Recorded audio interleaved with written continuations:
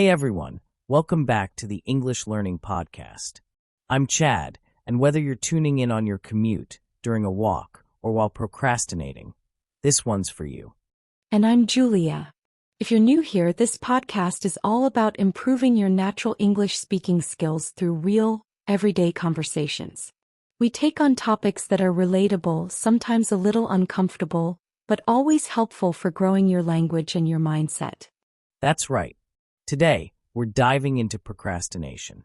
We all do it, delay tasks, avoid responsibilities, tell ourselves, I'll do it later. But why does it happen, and what can we do to break the habit? And more importantly, how can we talk about it naturally in English, using phrases and expressions you'll actually hear and use in daily life? So let's get into it. So before we dive deeper, let's make sure we're all on the same page. What exactly is procrastination? Good question. Basically, procrastination means delaying or putting off something that you need to do. Even if it's important, you choose to do something else instead. Right. And usually, you should be doing that task, but you avoid it. Maybe because it feels boring, difficult, or stressful. For example, you might scroll on your phone or watch a show instead of starting your homework. That's procrastination. Exactly. It's not the same as taking a break. It's more like avoiding the task altogether, even though avoiding it can make things worse later. Chad, be honest, what's something you always procrastinate on? Oh, without a doubt, emails. I'll read them, think, I'll reply later, and then nothing, sometimes for days. I think it's because I overthink what to say. I want the response to be perfect, which just makes me avoid it altogether. That sounds familiar. For me, it's writing. I love the idea of writing, but when I actually sit down to do it, I freeze. I think a big part of procrastination is fear. Fear of not doing it well or of not even knowing where to start. Exactly. It's not really about being lazy. It's about being stuck between wanting to do something well and being afraid to start unless we know we'll get it right. That perfectionism trap. And it leads us to delay, sometimes until the very last minute when we suddenly panic and scramble to finish. And we convince ourselves we work better under pressure, right? But honestly, when I've managed to start early, the result is usually way better, and I feel way less stressed. Same here. So it's this weird cycle. We wait, we stress, we rush, and we end up exhausted. But the funny thing is, the task itself usually takes less time than the energy we waste avoiding it. So what are some everyday examples? I feel like procrastination shows up even in the little things, like avoiding grocery shopping until there's literally nothing left in the fridge. Or putting off booking a doctor's appointment. It's a 5-minute task, but somehow it stays on the to-do list for weeks. We tell ourselves we're busy, but sometimes we're just avoiding discomfort or responsibility. And there's also that sneaky kind of procrastination, where we feel productive, but we're not actually doing the important thing. Like, I've cleaned my whole apartment just to avoid starting a work project. Oh yes, that's totally me. I'll start organizing my desktop folders when I'm avoiding writing an article. It feels like progress, but really it's just another form of delay. It's interesting how our brains want to stay active, but not necessarily focused. So we end up doing easy or less important things to avoid the ones that require more effort or emotional energy. Exactly. And then we feel guilty for not doing the real task, which makes us avoid it even more. It becomes a loop. So let's talk solutions. How do you deal with it when you feel that procrastination starting to creep in? One thing that helps me is the Pomodoro technique. I set a timer for 25 minutes and just commit to working during that time. It feels manageable, like I'm not trying to finish everything, just get started. That's a great strategy. I found that breaking things down really helps. Instead of saying, write the full report, I'll tell myself, just write the intro. That small start often gives me the momentum to keep going. I also tell a friend what I'm working on. Just knowing someone might ask about it later keeps me accountable. And sometimes a simple checklist helps me see what I've done and what still needs attention. And one of my favorite tips is to do the hardest thing first. What some people call eating the frog.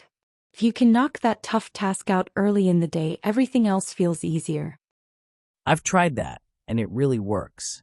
It's like clearing a mental roadblock. Plus, the sense of accomplishment motivates you to keep going. And let's not forget, sometimes we just need to forgive ourselves. If we slip up, that's okay. The key is not to let one delay turn into a full spiral of avoidance. Well said. Progress over perfection, right? Always. Before we wrap up, let's take a moment to go over some of the key phrases we used today. These are great for understanding and using natural English. I'll start. Chad, you mentioned the perfectionism trap earlier. Can you explain what that means? Sure. The perfectionism trap is when you want to do something perfectly, so you keep delaying it. You get stuck because nothing feels good enough to start or finish. Got it. What about put off? We used that a few times. Put off means to delay something. Like, if you put off doing your homework, you're choosing to do it later instead of now. Makes sense. I also heard you say scramble. What does that mean? To scramble means to rush and do something quickly, usually because there's not much time left. Like, scrambling to finish a report an hour before it's due. And I talked about this sneaky kind of procrastination. What's sneaky exactly? Sneaky means something that's hidden or not obvious. So sneaky procrastination is when it looks like you're being productive, but you're actually avoiding the real task. That's such a helpful way to put it. Now, I said that procrastination can become a loop. What kind of loop? A loop is a repeated cycle. So when you procrastinate, feel guilty, and then procrastinate more, that's a loop. It keeps happening over and over. I see. And you also said procrastination can creep in. What does that mean? When something creeps in, it enters slowly without you noticing. So procrastination can creep in during your day. You don't plan to delay things, but suddenly you realize you haven't done anything important. That happens to me a lot. Now, I mentioned the phrase eating the frog. Sounds weird. What's that about? Eating the frog means doing the hardest or most unpleasant task first thing in the day. It's based on the idea that if you get the worst thing done early, everything else feels easier. I love that. What about knock something off?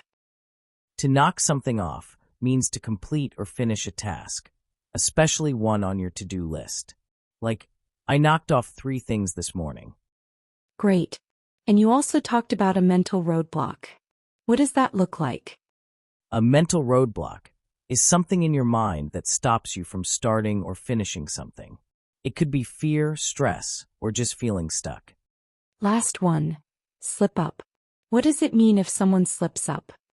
To slip up means to make a mistake. So if you plan to avoid procrastinating but end up doing it anyway, that's a slip up. But like we said, it's okay.